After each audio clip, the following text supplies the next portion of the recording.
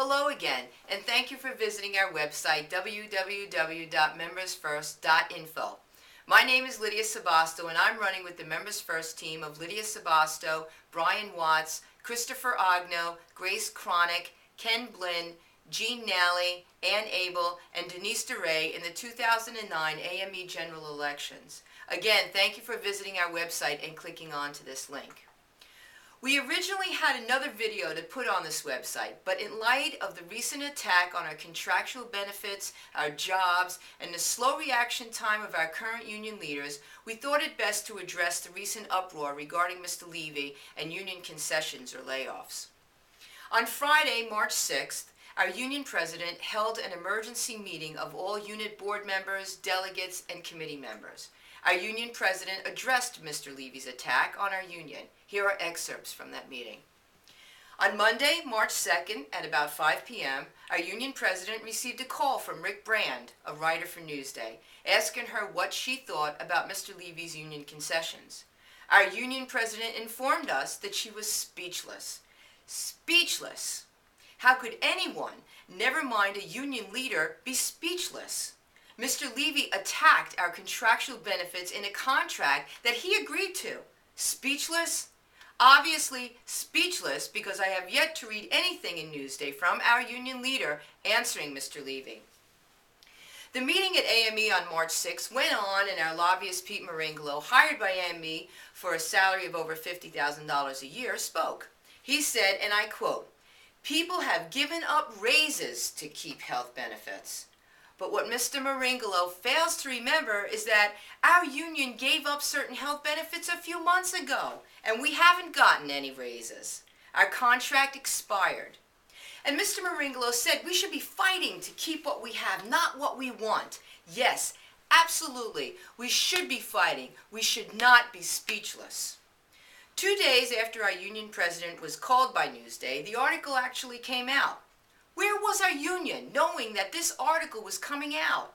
Since our union president knew Monday night at 5 p.m., why wasn't an emergency phone call made to all our unit presidents to get us lobbying at the legislator meeting the next day, when Mr. Levy was presenting this proposal? We didn't hear anything until after the article in Newsday, which didn't come out until Wednesday. Again, the media tells us what's going on with our own union before our union leaders even mention it.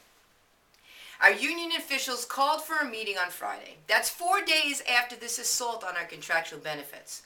On a side note, our union leader was able to call an emergency convention back in 2008, May, to address a code of ethics. Why wouldn't this warrant an emergency convention?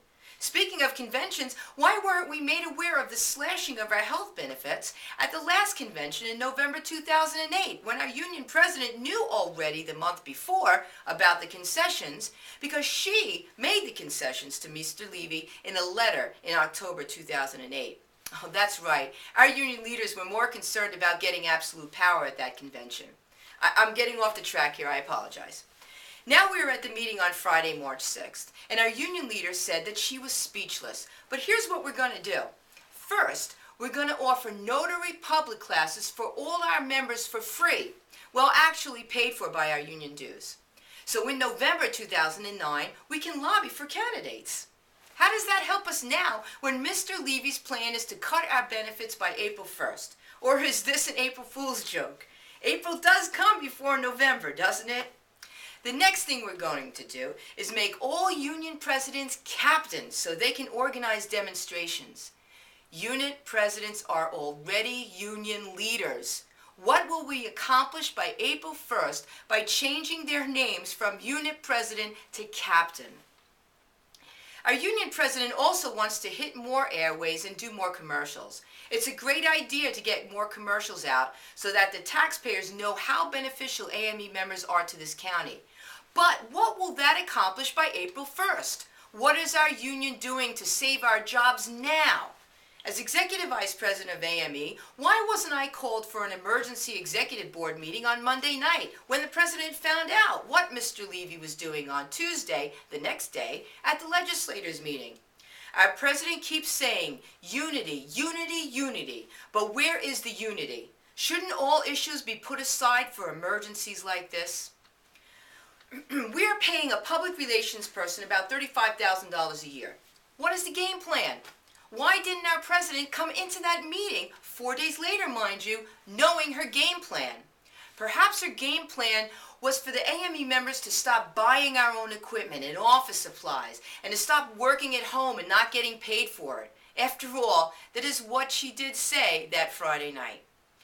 Our union leader spoke about how things did not happen on her watch 3 years ago and as recent as her protecting J.J. Foley and saving their jobs. This is not the time to start campaigning. This isn't a campaign issue. This is about 400 to 600 union members possibly losing their jobs and not being able to put food on their table. This is about lag payroll, and how is it going to work? This is about working together. This is about fighting for the AME members to keep what little we have. The Members First team is disappointed in the response time of our union leaders regarding this matter and their reaction to Mr. Levy's proposal.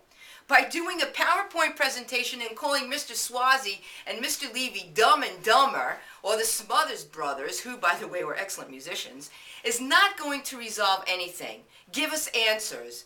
But perhaps even our code of ethics was more of an emergency. You be the judge.